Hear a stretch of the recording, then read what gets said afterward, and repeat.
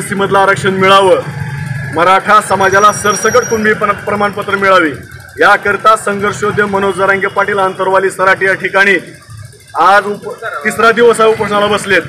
3 दिवस झालं सरकारनं अद्यापर्यंत कुठलीही दखल घेतलेली नाही, म्हणून आज आम्ही बार्शी तहसील कार्यालयासमोरील आमरण उपोषणाच्या ठिकाणी सरकारच्या नावानं या ठिकाणी वैकुंठ स्नान तिसऱ्या दिवसाचं करतोय।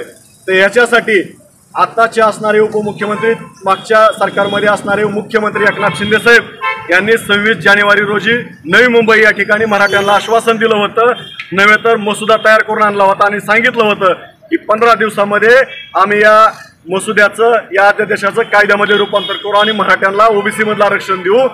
आणि त्या ठिकाणी मनोज जरांगे पाटील आणि मुख्यमंत्री एकनाथ शिंदे साहेब या सर्वांनी मिळून मराठ्यांना गुलाल उधळायला सांगितलं आणि मराठ्यांनी गुलाल उधळला। बोळे बाबडे असणारे आमचे नेते मनोज जरांगे पाटील आणि सगळा समाज संपूर्ण महाराष्ट्रामध्ये गुलाल उधळला। त्या घटनेला 1 वर्ष झालं तरी अद्यापपर्यंत सरकारनं मराठ्यांना ओबीसी मधलं आरक्षण दिलेलं नाही। म्हणून आमची सरकारला हात जोडून विनंती आहे की आमचा योद्धा त्या ठिकाणी आंतरवाली सराटी या ठिकाणी त्यांच्या प्रकृतीशी झुजतोय, जो सर्वसामान्याचा नेता आहे, त्या जरांगे पाटलांच्या जर जीवाला काय बरं वाईट झालं तर त्या ठिकाणी तुम्ही सरकार त्याला जबाबदार असणार आहोत। म्हणून आजच्या आज मराठा समाजाच्या आरक्षणाचा प्रश्न तुम्ही त्या ठिकाणी संपवा, अन्यथा मराठा समाजाला वैकुंठ स्नान आंदोलन स्थळी करायची वेळ आलेली आहे। इथून पुढच्या काळामध्ये या सरकारचं सुद्धा वैकुंठ स्नान 3रं 10वं 13वं घातल्याशिवाय हा मराठा समाज या महाराष्ट्रामध्ये शांत बसणार नाही।